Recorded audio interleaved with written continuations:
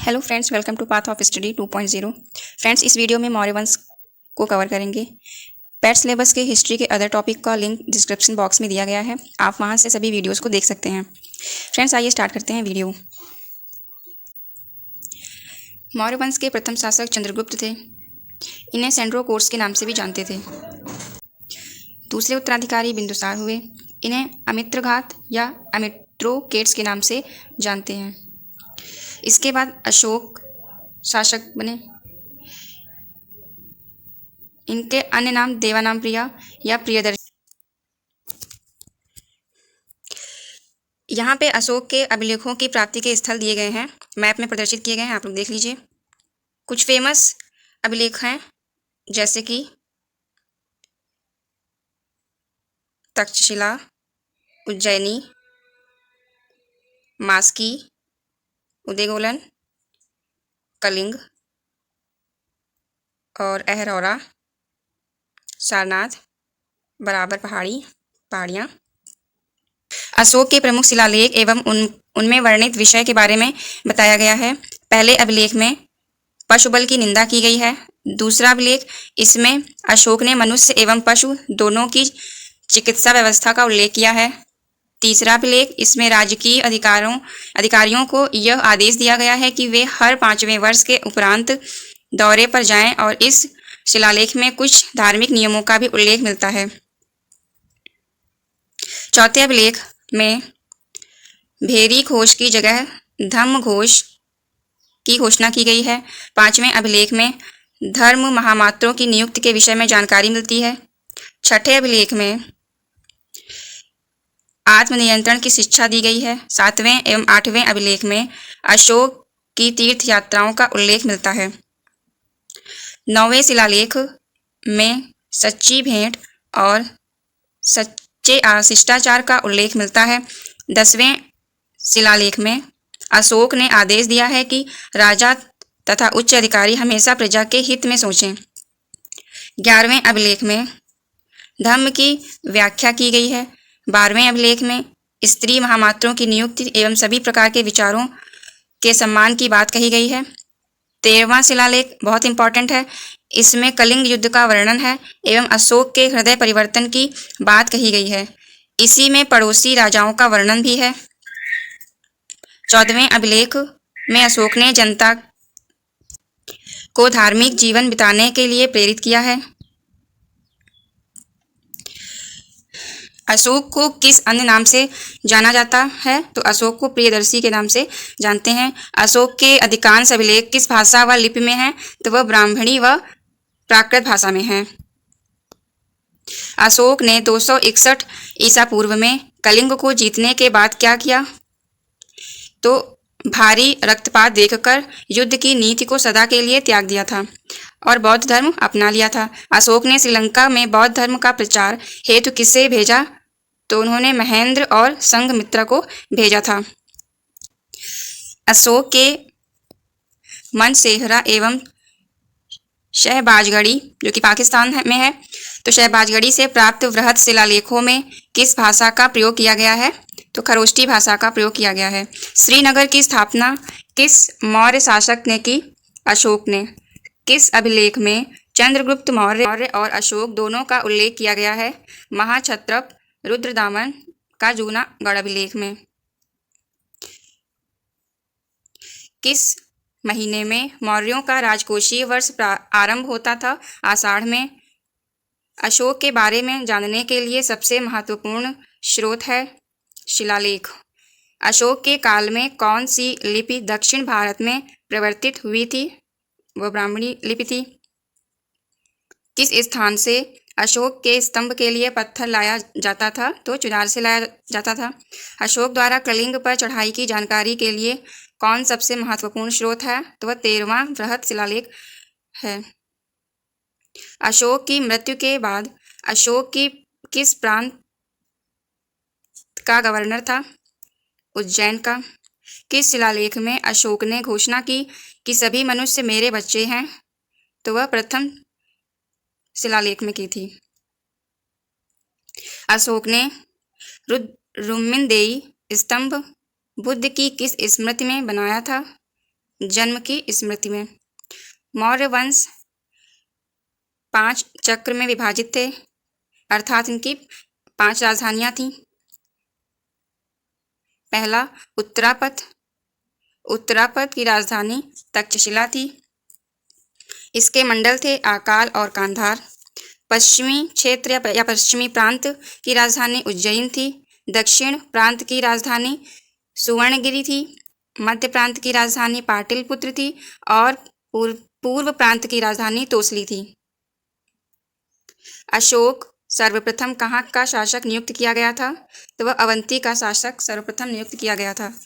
अशोक की 2 पुत्रियां थीं, जिनमें से एक का नाम संघमित्रा तथा दूसरी पुत्री का नाम चारुमती था।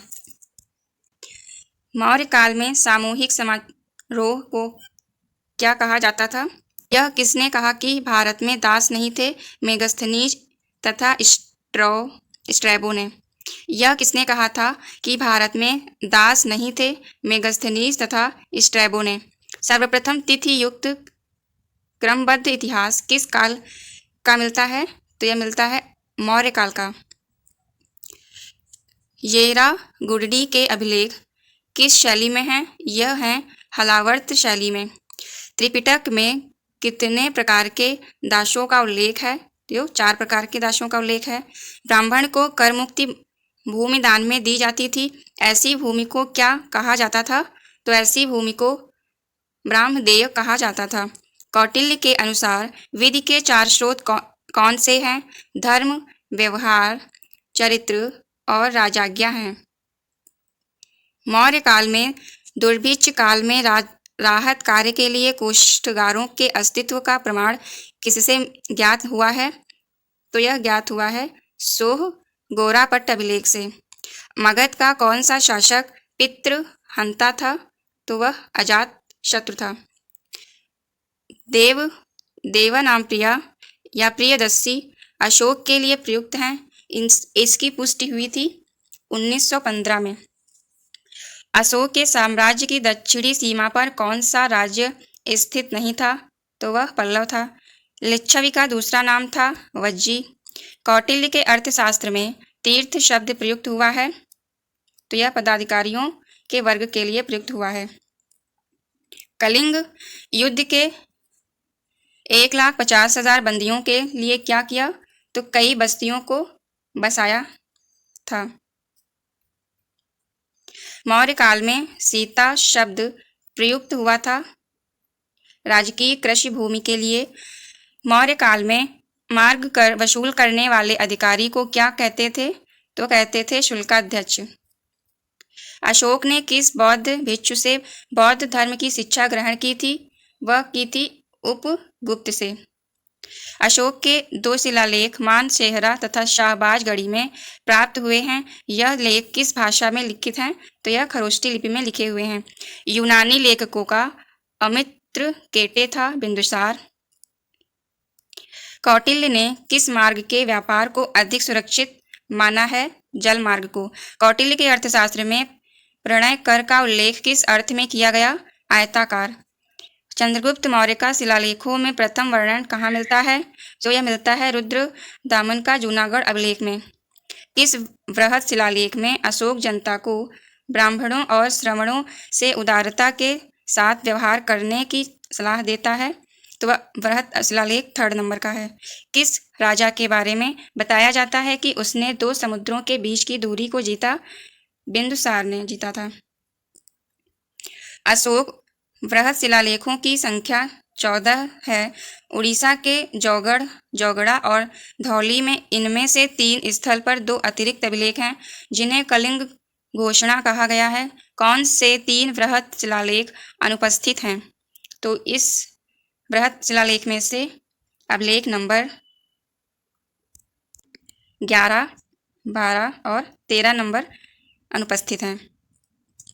अशोक का कौन सा अभिलेख रानी की घोषणा के नाम से जाना जाता है? तो वह है पर्णपत्तन। अशोक के अभिलेखों में बराबर की पहाड़ियों का क्या नाम है? उनका नाम है खलटीक पहाड़ियाँ। अपने किस अभिलेख में अशोक ने स्वयं को अशोक राजा कहा है?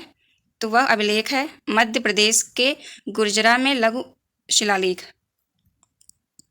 बौद्ध स्रोतों में उल्लिखित सभी बौद्ध घटनाओं में से एकमात्र की पुष्टि अशोक के अभिलेखों से होती है। वह कौन सी घटना थी? तो वह घटना थी बौद्ध संघ का शुद्धिकरण।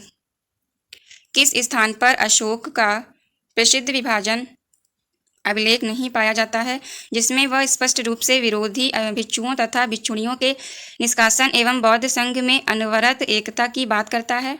तो वह स्थान है सहस्राम। अशोक के किस एकमात्र अभिलेख में करों का स्पष्ट वर्णन मिलता है? तो वह मिलता है रुमनदेई स्तंभ अभिलेख में। अशोक की किस रानी ने महावंश के अनुसार बोधि वृक्ष में विषैला कांटा चुभोकर उसे घायल कर दिया था? तिस्सरखा ने। मौर्य काल में परिहारक किस प्रकार के गांव थे? करमुक्त गांव थे। परिहारक करमुक्त गांव को कहते थे। अशोक के किस अभिलेख में प्रत्येक 8 कोस की दूरी पर कुआं खोदने की चर्चा है? तो यह अभिलेख है बृहत स्तंभ अभिलेख 7 नंबर का।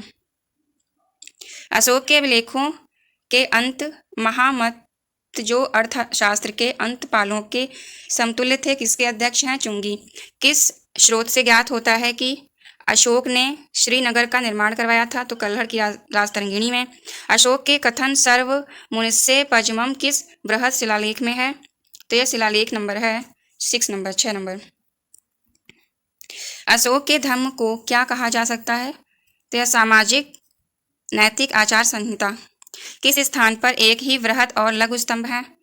तो वृहत और लघु दोनों प्रकार के स्तंभ इलाहाबाद में स्थित हैं। अशोक के अभिलेखों में नगल व्यूहालक महामानतों का जिक्र है जिनका कार्य था न्यायिक अधिकारों के रूप में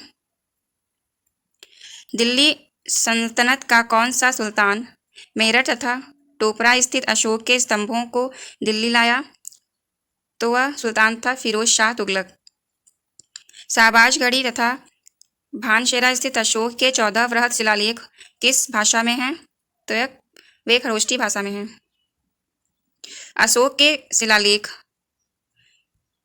में 1 ग्राम के भू राजस्व में रियायत का उल्लेख है। लुम्बिनी का स्तंभ लेख। अशोक की धम्ब नीति का मुख्य सिद्धांत था स्वनियंत्रण। किस अभिलेख में अशोक ने अपना मत बुद्ध धम्म तथा संघ में व्यक्त किया है तथा बुद्ध को भगवत कहा है? तो वह अभिलेख है भावरू लघु शिलालेख। भारत में अशोक का शासनकाल था 273 से 232 ईसा पूर्व के मध्य। मौर्य शासन में राजस्व संग्रह का अधिकारी था समाहर्ता। अशोक का रुमनदेई स्तंभ संबंधित है बुद्ध के जन्म से। ये मौर्य प्रांत और उनकी राजधानियां उत्तरापद की राजधानी तक्षशिला, अवंती राष्ट्र की राजधानी उज्जैनी, कलिंग की राजधानी तोसली और दक्षिणापद की राजधानी सुवर्णगिरी थी। फ्रेंड्स, वीडियो पसंद आई हो तो लाइक करिए। Thank you.